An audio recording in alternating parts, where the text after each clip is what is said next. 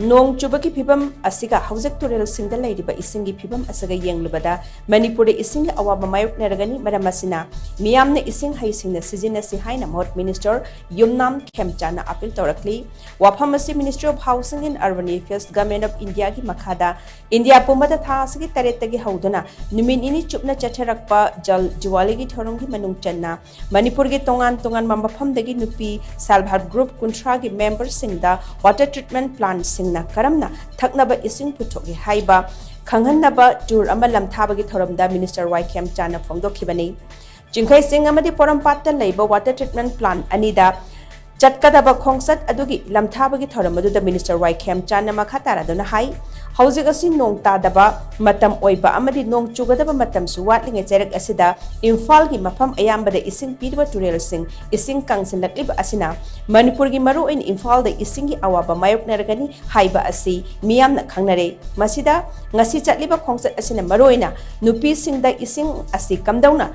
treatment tauri haiba adu khanghanduna ising likna sizinanaba pandamda ngasigi thoramasi pangthokpani HOUJIK thaknaba ising pipeline de ising marang kaina taba mafam singda tap adumak thadoktuna thamlaga manak nakpada drain da ising pikthana leibasing thengnari asigumba thodoksing asi makhatana thohandanaba isingi maru oiba asi khanghanduna hena section hananabagi pandamda thoramasi pangthokpani haikhi Imphal da leiba ayamba Imphal Torrents da depend tawrakan ising thakpani adu ising water level si nungju pantha su loigre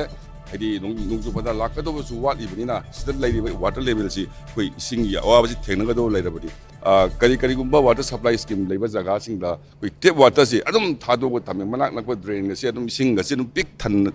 sen bai tare jaga amtana phangdaba ana koi self help group Imphal manungda leiba self group sing si makhoi gi sum mateng lorkanda koi ising si hadi ising sungbagi awaba ising thaknaba ising puthokgi awaba mayam di yenghalakanda masi ising si likna sinambi pandama manin thamjari adu ngasi madu yengbu chatbagi koi lamtharani Nakalamoram dangasigi lamthabadu da saruk yakiba sip town planner amasung amrut ki mission director nongthombam benjun hai India pumbada thaknaba isinga awaba adumak mayoknaduna lakli India gi state singi manung da Odisha ni ising manage tawbada khwaidagi mai pakna chathaba state ama oiri Odisha da maru oina nupi singni ising sizinaba amadi water management da achoba saruk yaduna khwaidagi phajana manage tawba state amasu oirakpani asumna Urisagi matau tamduna India pumbada ising ningthina sizinaba amadi water management ningthina ngamnabagi damak chahi asi oina water for women for water hairiba thim asigi makhada thabak sing asi paikhatpani haina makna makhata khe karamna treatment tawraga kari process tawraga akhigi yum tan yawra inu haibasi khangan nanabagi pandamda ngasi India pumbagi chathaba akhigi jal diwali haba campaign duni 24/7 pung kunmari numit tare ni ising tahanabagi mission akhoi amrut ki mission ni akhoi manipur da ju tawnana bhaiduna India government na ju nupi singai ji akhoi water management na involve tawhalu habadagi akhoi nupi singai self help group singai ji akhoi na sida mobilize tawraga mogi akhoi water treatment plan water gi management je ta yahona na sinjaba campaign